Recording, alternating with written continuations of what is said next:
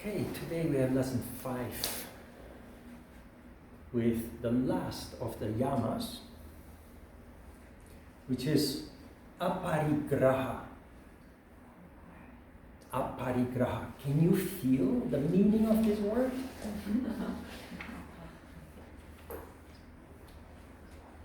We translate it as non-desire, but graha means grabbing.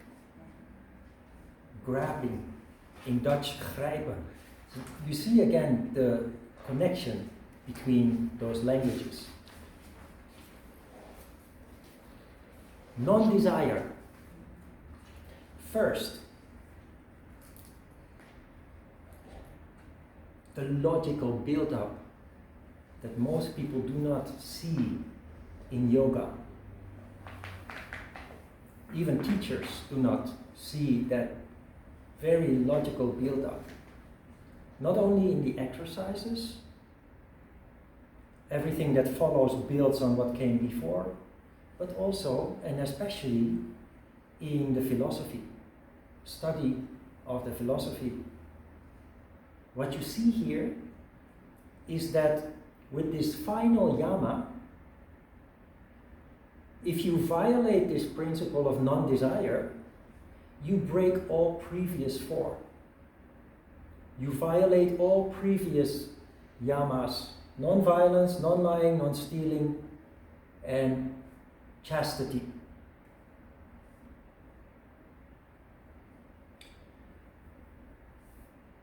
Non-desire is important because, like with the other principles we discussed, it's human behavior.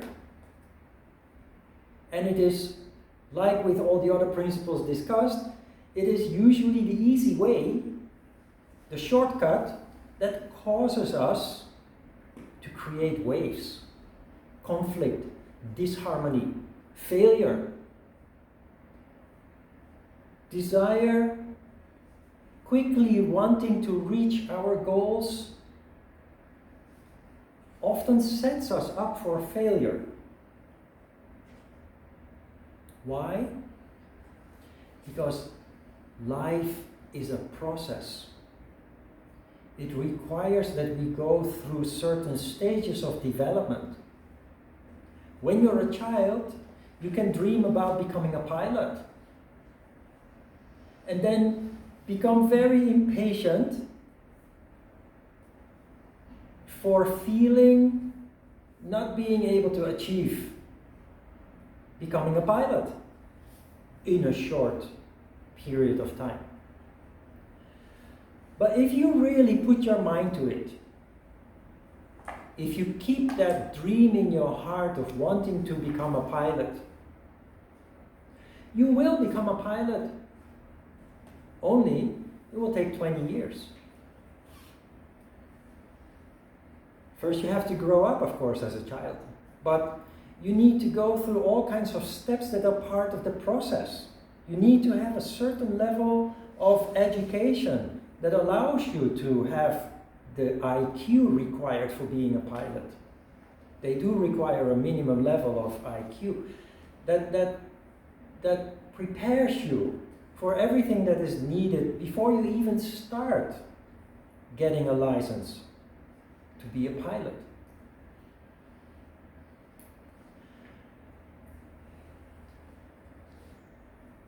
It may sound like a little bit superficial example, a child wanting to become a pilot, but I think we all remember we had our dreams when we were a child. And when we dream, we are functioning in the crown chakra. We are floating on a cloud. But sadly, once we grow up, especially after graduation, we lose our ability to dream. We become calculating. As long as we are studying, as children, teenagers, we are kind of careless. And it may sound negative, but it's not. Because as long as you do not calculate, as long as you do not worry about the future, about career, about buying a house, getting married, having a family, etc., etc., we are free.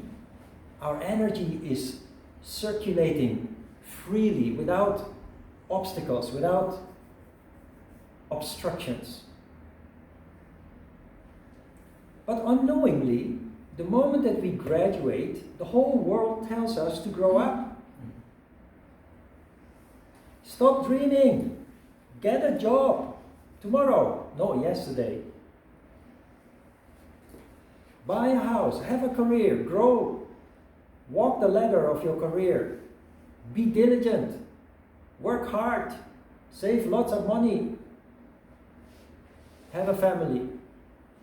From that moment on, you become serious. You are an adult. Of course, it's good to think about the future, where you want to go, what you want to do. But you understand energy now. You understand that energy can be below, where there are your lowest emotions and desires, and your energy can be high, where there are your dreams and your hopes, and true courage is located. Vision also about the future is located. So we have a paradox here. We need to start taking responsibility of our lives. Our parents have done that throughout our youth, throughout our education. But you graduate, it's time to get a job. It's time that we start taking responsibility for ourselves and our own lives. But the scale just flips over totally to the other side. From being careless, full of dreams and hopes, frivolous as they may sometimes be, it keeps your energy up. And from that condition, you flip over to the other side, where you start worrying about tomorrow, where you start worrying about your workplace, about your career, about the price of the housing market, the ability to get a mortgage, and relationships. If you look around you and you observe people, or you look at yourself and see how your life has evolved, you will recognize this. The answer, of course, always lies in the middle. Of course, we have to start taking responsibility of ourselves, our own lives, and our future. But knowing that if we follow our desire, because we have basically been indoctrinated to do so by our teachers, our parents, society, the government, all want you to grow up and be serious. But with that, you lose everything, all your valuable characteristics, your creativity, your ability even to bring wishes to reality. From now on, your life is determined, following a path that is based on your career. It's stable, it's safe, it's secure, but it does kill your spirit. Literally kills your spirit. Now, when you start practicing yoga, inevitably, you will sooner or later get into conflict with this. Because when you practice yoga, your energy goes up. And you like that. Because I'm telling you about it, you can now rationalize it. If you're a yoga practitioner without this philosophical foundation, it is more instinctive that you experience that. Every time you're on your yoga mat, whether you're doing asana or meditating, you feel different. You feel great. You can't explain why, but it feels good. So you want to do it again. And then the conflict starts. You gradually start to become aware of the conflict of being in that higher condition and coming off of your cloud and going back to normal life again. With the alarm clock rudely awakening you to start your Monday morning, to start your work week.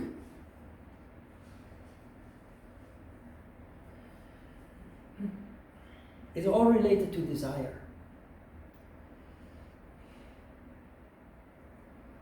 What we try to do, desire leads to a contortion of energy, blocks energy. It makes people sick in the long term, even to the point that we can die out of desire. A newborn baby's first and most important need is not food, is love. The love from the mother. If a baby is only fed and totally neglected, the baby can simply just die from desire for love that is not fulfilled. I told you a little bit about the 2 dogs that I adopted. The one was wandering around in the park I rescued, and then the other one was still staying behind in the shelter. She was on her way to die.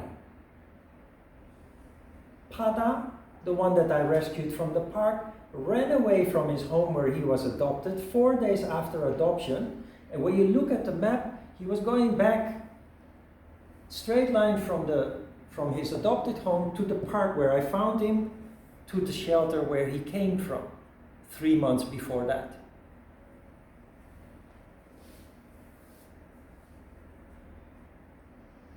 He was going back to Bobby in the shelter, no doubt about it. Bobby missed Pada so much that desire was so strong, she stopped being cooperative. She didn't eat anymore. She didn't play with other doggies anymore. And the way they described it, they said, 우울증 생겼어요. After Bobby was adopted, she became depressed. And they have a lot of small doggies there. They're very easy to handle. But bigger dogs generally, and especially border collies, they're very smart. And they need negotiating. If you want them to cooperate, you need to talk with them. You need to comfort them. You need to really work. And they didn't have the patience to do that or the knowledge to do that. So they would push her into a corner, grab her with force, put on a muzzle, and then do whatever they needed to do. Give her an injection or shampoo or cut her nail. So it became worse and worse. I'm still dealing with that trauma 2 years after adopting her. But she was dying. When I found her, she was only 9 kilos. She was like a tiny little shrink was left. And it was obvious. Now people on the internet, because internet, everybody knows everything. Everybody was talking about Pada, not about Bobby. And people were very negative. They were they were cursing the person who adopted Pada and allowed him to run away. So a lot of negativity on the internet, on the blogs and the community neighbor groups and Facebook groups and what have you. I see a process. I can connect the dots. You will too. Because that is an ability that you have here in your crown chakra. What I see is that the misery that both these dogs went through was designed to bring them or keep them together. And the universe used me as an intermediary. It all had to be like that. And if those people would only be able to see that, they would stop being so negative and violent even. And they would speak of a miracle, because it is a miracle. If you see the whole process, it took time and a lot of suffering, but all's good, ends good, all's good. How do you say that? All's well that ends well. All's well that ends well, like a fairy tale. Fairy tales are written exactly like that. There is something that starts like that, and then a lot of misery occurs, and in the end, all's well that ends well. That's exactly like that. But you have to be able to see the process. I told you another story about my obsession for the practice of Hapkido. And then when my Korean teacher left Amsterdam, I was very sad, frustrated, also depressed. My Hapkido friends came to Korea within a year. It took me 9 years. At that time, I didn't consciously understand the process. If I look back now, I know what happened was exactly right, exactly correct. Because if I had gone with my Hapkido friends within 1 year, it would have ended up in failure, like it ended up with them, in failure. But I followed my heart, and people think that yoga and yoga people are kind of new age hippies that live with their head in the clouds, careless. But the opposite is true, especially because you start functioning in the crown chakra. You become very meticulous in planning. You see what you need to do it right. And that's why I was willing to take 9 years to get where I want to be. And during those 9 years, I got all the experiences, including failure, lots of failure and frustration and misery, that actually prepared me for that final step. I wrote down in the text, you don't have it because I wrote it with pen, grit, G-R-I-T, grit.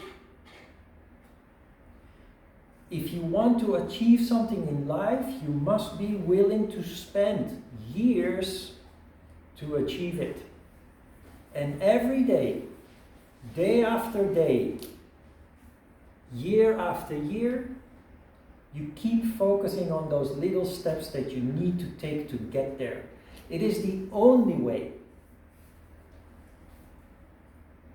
It is the only way to get where you want to be and to fulfill your deepest wishes. You keep carrying that wish in your heart. Hope. Every time you're staring out the window, it fills your heart and you feel good. But you know that you have to keep going. We talk about all this, energy, below and up. And to keep your energy up, you have to do things that you are enthusiastic about. I told you about Yubin last week, whose father wanted her to be a superstar in sports. National representative, as they call it.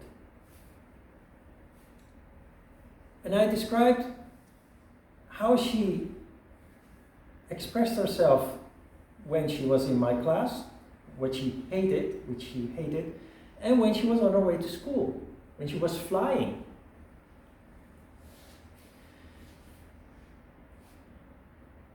How do we reconcile the fact that we have to take care of ourselves, have to be responsible for ourselves, we have to make a living to pay the bills, the rent?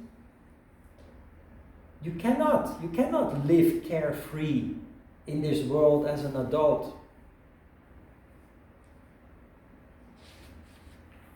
Because your yoga teacher tells you keep your energy on a higher level of consciousness by focusing on things that you like, focusing on things that you're enthusiastic about, that make you feel happy. How do you deal with that? How do you deal with the daily grind of going through the things that you must do? Taking care of your family if you have a family, going to the office to go to work, where you get a salary that allows you to pay the rent, to go shopping, and even once in a while go on a vacation. How do you reconcile that? have worked at the airport cleaning toilets. Hundreds. I have worked in an old people's home at the worst department. Let me not call it worst, but the most intense department where all the people were with Alzheimer and Parkinson, cleaning toilets. How do you deal with that? Because I tell you, most people do that with a bent back, and they're happy when the clock says it's time to go home. I did it with a straight back, and I was grateful for doing what I did. You know why? In the old people's home, one thing, of course, was I was making money to prepare me to eventually be able to go to Korea. But the other thing is, I very consciously thought, one day I'm going to be old myself, and I hope that somebody will be willing to do the work that I'm doing now. So I did it with gratitude.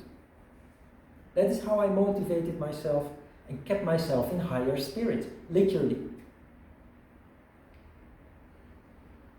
So you deal with things because they are duties, because they are our responsibilities, because they are necessary to get where we want to be.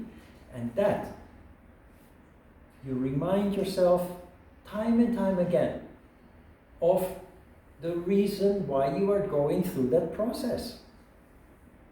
You know that you can't get there tomorrow, but you know that if you hang in there, keep going, you will get there sooner or later. 9 years later, maybe 20 years later. But you will get there. And you keep your spirits high by reminding yourself why it is that you go through all that. Why you have to wake up on Monday morning while you actually prefer to stay in bed a little longer.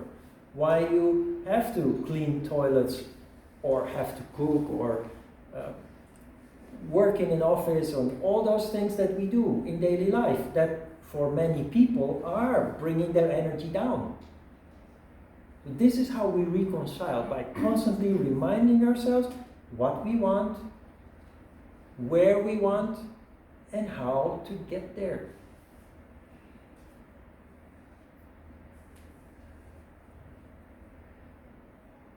So desire, just like with the other subjects we discussed here, first and foremost, it's human behavior. This is not a judgment like good or bad. This is a study about how does it influence us and how can we transform that? How can we turn that into a positive thing? Without desire, you would die. Desire, like fear, is there to prompt you to survive. Because desire helps you to obtain your basic necessities for life. That is how it worked long time ago when we didn't have supermarkets, bars and restaurants, and fashion stores and what have you. Our desire was designed to help us go on a hunt or work the fields or build a house that can keep us warm and dry. But we live in a very tricky time now, where the house that we have is taken for granted, where everything that we have in the supermarket is taken for granted. The water coming from the tap and the heat and the cool from the air conditioner, we have to push a button. We don't have to struggle for it. We don't have to fight for it. It barely never happens that it doesn't work, that it's not available. So we take it for granted. The problem that we now have with desire is that there is a huge marketing industry that is based on desire. They want to trigger your desire so that you spend money on their product. Products that very often you just don't need. Desire because you compare yourself it's a natural habit that we compare ourselves. We look at what other people have and then we see what we are lacking. While we do not see that other people look at us with envy for the things that we have and they are lacking. Because all we can see is what we are lacking. We cannot see that we have actually much more than many other people that are lacking everything that we have.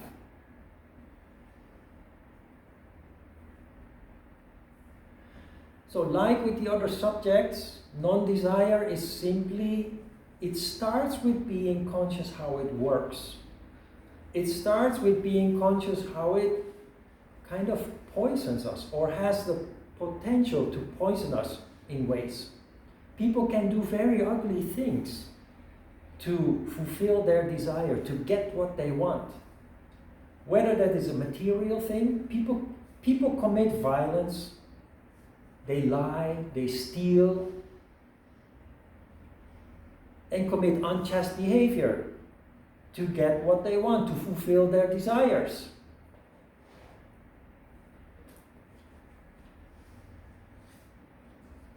So first and foremost, we need to be conscious of, first of all, accept. It is a human characteristic. It has a need, it has a purpose in terms of providing us with the basic necessities for life. But we must be aware of the fact that there are so many unnecessary desires that disturb our harmony, that block our energy circulation, and that leads to conflict. When we commit violence, we lie, we steal, we commit unchaste behavior, all for pursuing our desires, it always leads to waves, to disharmony, to conflict, to broken relations, to negative emotions, anger, hate, and what have you. Before yoga, we just thought that is life. That's what life is about. Life is a struggle. There's no other way around it. But yoga says, no. There is a way around it. You can avoid it. But you must stop taking shortcuts. You must start seeing how it works. And you must start doing effort. It is the shortcuts that we instinctively take, subconsciously, so unknowingly, we take the shortcuts, and then we deal with the blowback later. We deal with the disharmony and the conflicts later. And we just think, this is life. Some people even think they are very smart for being able to deal with those consequences time and time again in an efficient way, by being more rude, by being more outsmarting people and what have you, just leading to more ways. And it's just like a vicious cycle that kind of never ends. Yoga says, no, open your eyes, start paying attention. You feel the disharmony, you feel the conflict, unhappiness, frustration. It doesn't have to be like that, but you must pay attention and start doing effort. How do you deal with desire? Consciously determine what is necessary and focus on that in terms of the process that you see that is necessary to be followed to get where you want to be. And simply start with the first step that you need to take. Keep in mind that discussion I had with Ajita, where he quickly stopped me in my tracks when I started talking about my misery and my suffering because of my brother's addictions and what have you.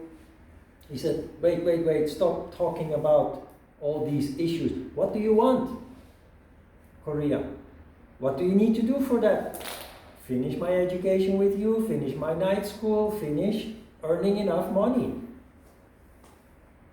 And then buy a ticket and go. So, okay, stop talking about it, stop thinking about it, just start with the first step. Come back to my class. Go back to your night school and re-register.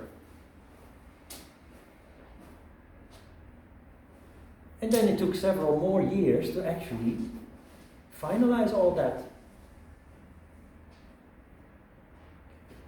All the rest is superficial. Can you see that? While other people went on holidays, vacations, and what have you, I was working on my process. And while normally when people go on vacations and you can't, you feel sad. But I was happy. Why? Because I was really doing something that I really wanted to do. And it really didn't matter if that included cleaning toilets or washing dishes in a restaurant. I've done all kinds of jobs. From cleaning toilets, but also administrative jobs, and I worked for years in plant maintenance, interior plant maintenance. I had a car from the company, and the whole northern province of the Netherlands was my territory. It's a wonderful job. Driving around, taking care of living things. Sometimes I would go with a ferry boat to an island where there were some companies that had a subscription for us to take care of their plants. What more do you want? While preparing for fulfilling your wish.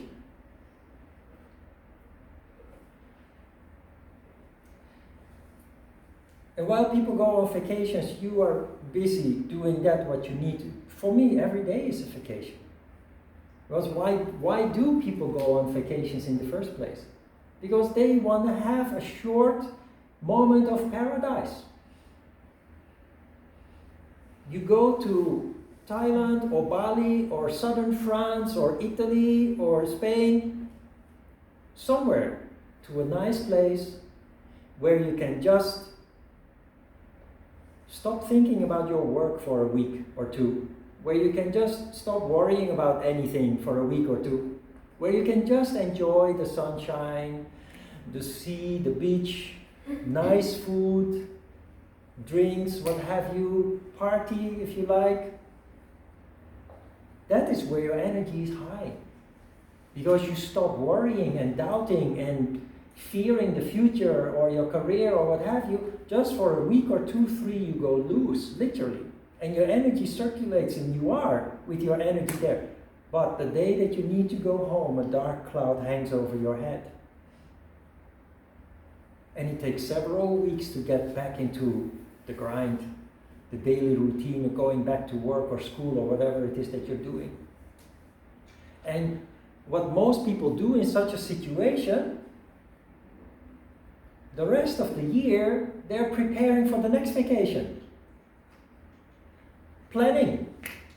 These days with computers, you open the website and your eyes go like this and you think, oh my God, that's where I go. That's where I want to go next. It's an observation, it's not a judgment. It's how we function. Why do we do this? To compensate for doing this day by day thing that in a place where we really hate to be. So you give it purpose by putting it all in the framework of doing something, pursuing something that you really feel deep inside you really want to go to, you really want to manifest, to achieve. That is how you deal with desire. All the rest, you can have a Prada bag if you want.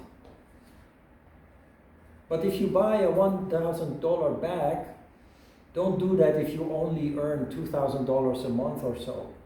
You can have much better use for these $1,000. You can buy a $30 bag and be just as happy Because that Prada bag, just the idea, as a yogi, you're conscious of what you're doing or not. It's all about ego. Or showing other people how rich you are while you're not, etc. But if you can afford it, buy a BMW, buy a Porsche, buy a Prada bag. Why not? If you can afford it.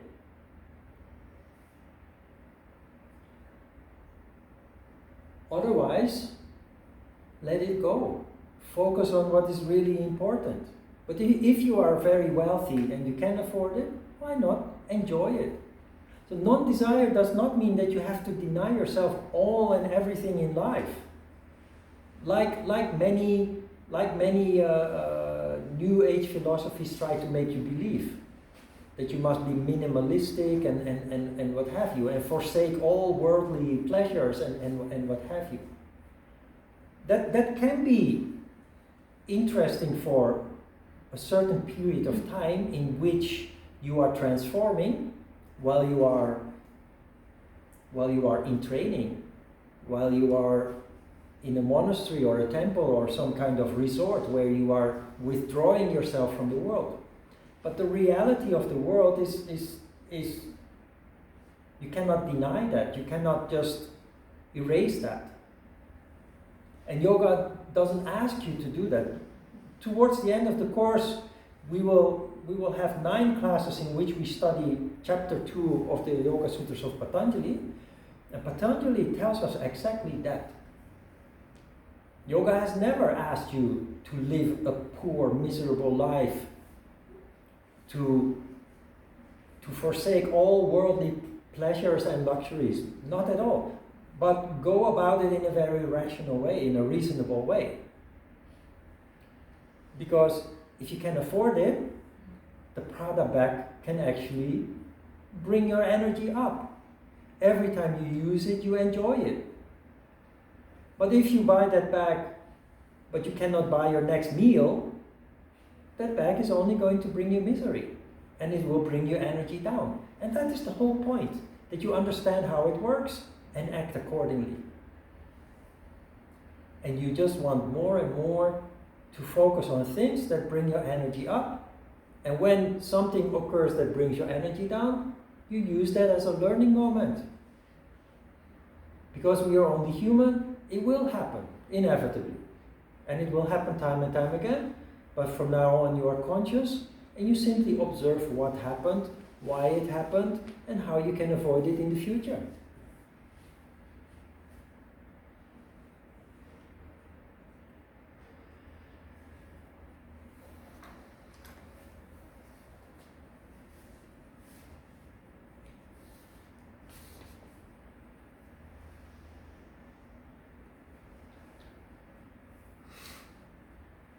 Do you follow politics a little bit?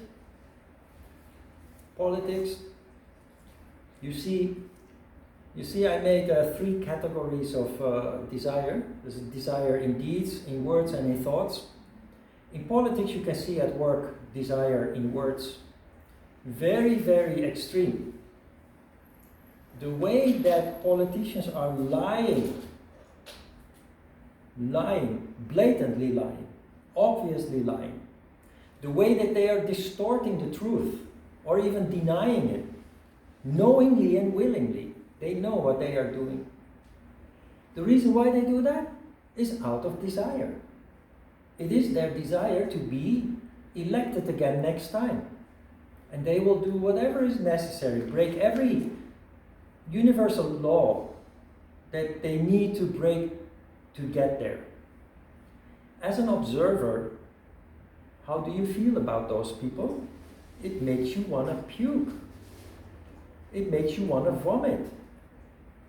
Very ugly, very bad, distorted behavior. Desire in thoughts, that is basically what we have discussed most of this lecture.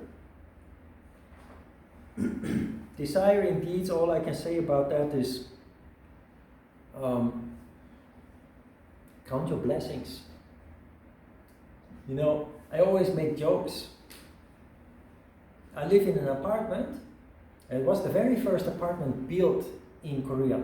The very first Western style apartment built in Korea 55 years ago. It's Shibom apartment. The good thing about this apartment is very sturdy, very solid. So I never hear my neighbors making noise. And compare that with the modern apartments, totally different. But the not so good thing about it is my kitchen is very small, my bathroom is very old with very old tiles, and the wallpaper is getting black, it used to be white. So I always make jokes, I want to move to a bigger house with a bigger kitchen. But I'm blessed that I live there. When I came to Korea, I lived in a room. I lived in a room that is as big as my bathroom is now. And I live in Yeouido. When I come out of my front door, I cross the road, and there is the park where I can go with my dogs. I'm blessed. And yet, I can grumble. But I do it with a smile, with a wink. Kidding, just kidding. I make jokes about cars because I like cars very, very much. I'd love to have a Porsche. But then again, you know, like with the Prada bag, if you can't afford it, it's going to drain your bank account. Whereas having a Porsche, your insurance goes up sky high. Your maintenance cost goes up sky high. And when you're sitting at home and your car is there, you think, is nobody going to scratch my car? So just make jokes about it. I have a Kia, and every time I drive it, I feel like I'm in heaven. It's wonderful. It's marvelous. Technology is really so well developed. There's nothing to complain about. So, count your blessings. Do not deny yourself anything. But when you gather more than you need, simply give away, share with other people. You know, I very often see those posts. You have all these Facebook communities where people sell things. And sometimes I just think, why are you asking money for that? Just give it away. Just a small plant or something, or used kitchen utensils, or I don't know if you do something like that, but it will save you a lot of frustration, and you can actually really make somebody happy. Instead of just wanting to earn 2,000 won, which is nothing on a scale of you know, the money that we use in these days with the bills that we have to pay, the money that we receive from our employer, etc. Just make somebody happy. I have 2 bicycles. I'm very strongly thinking about giving one away. I don't want to even go through the whole process of advertising that I want to have so much, and then you have to be strategic, you have to ask, you have to over-ask so that you can negotiate down. Come on. If I can make somebody happy, then please take it. You have to dust it off yourself.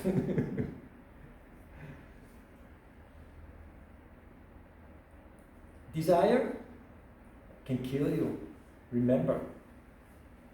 But you can also play with it, joke about it, get what you need, but play with all the rest. And very important, be careful not to compare yourself with other people. Everybody, in their own way, is in their own process. And while they may seem to be more fortunate than you, be more lucky than you, be richer than you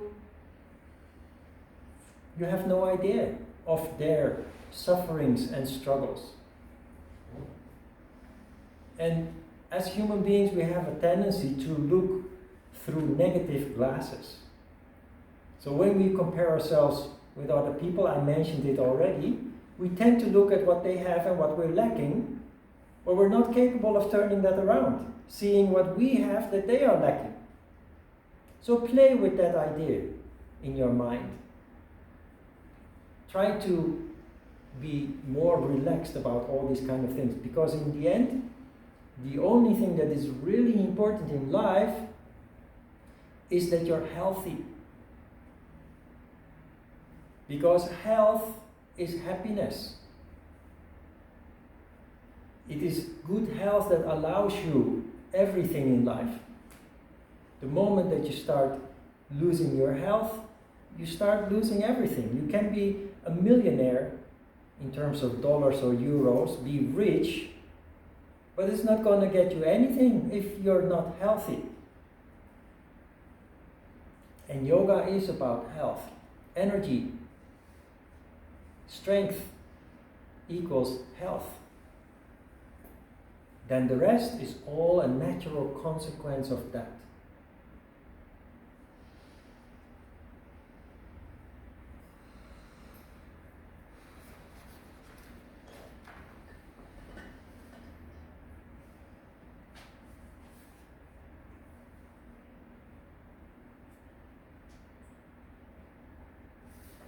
Questions?